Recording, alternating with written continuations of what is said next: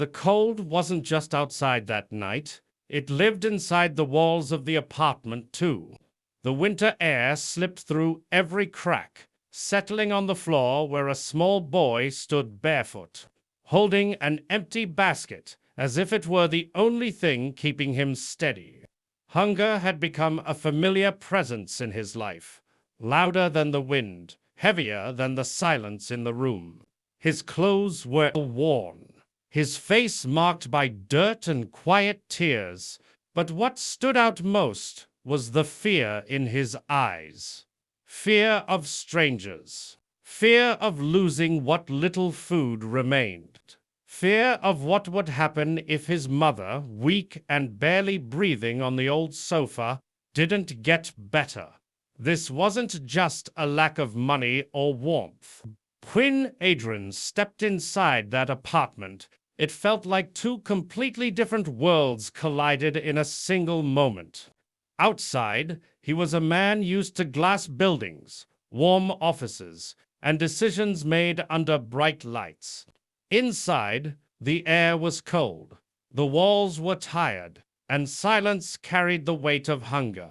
His polished shoes stood on a cracked floor where a child walked barefoot, and that contrast spoke louder than words ever could. It wasn't just about money or status. It was about distance, the emotional distance between those who have security and those who live one bad day away from losing everything.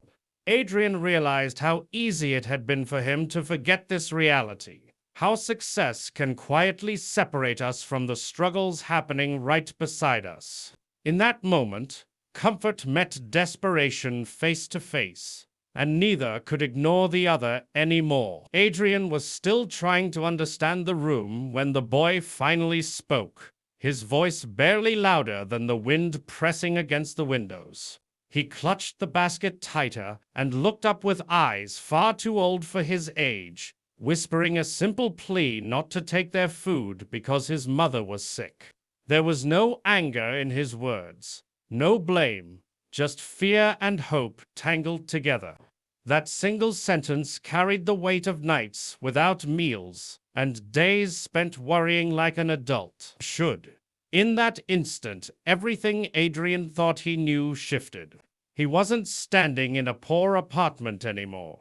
He was standing in front of a child trying to protect his family with nothing but courage. The boy wasn't asking for kindness, he was asking for mercy. And that quiet request reached deeper than any speech ever could.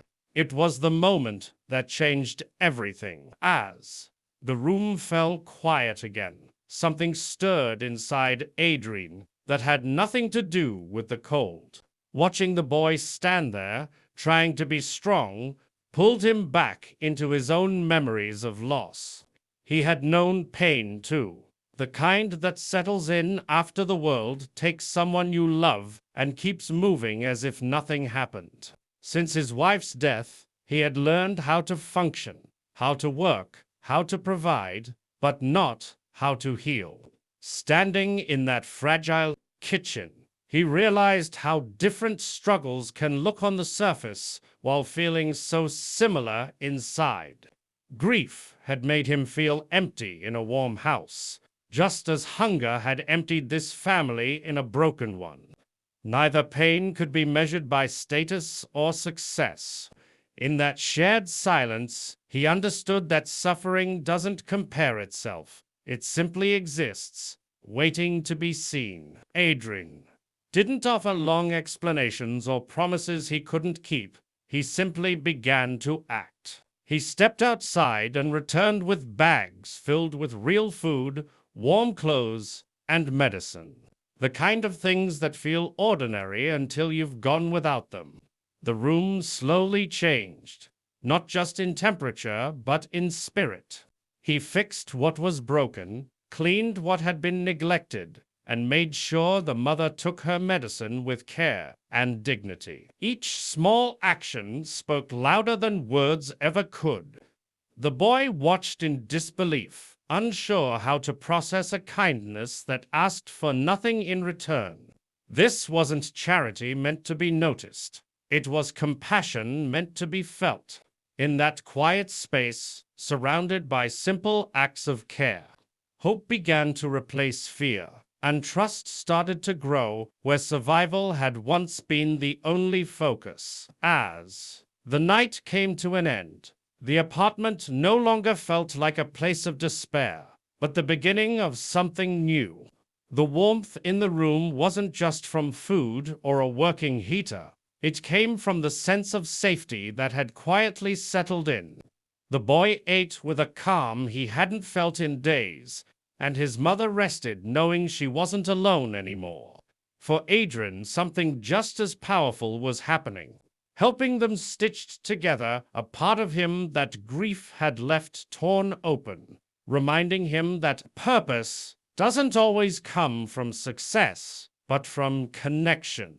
When he promised to return, it wasn't out of obligation, it was out of understanding. Two broken lives had crossed paths and, in doing so, began to heal each other in ways neither expected. Sometimes, all it takes to change everything is one moment of compassion.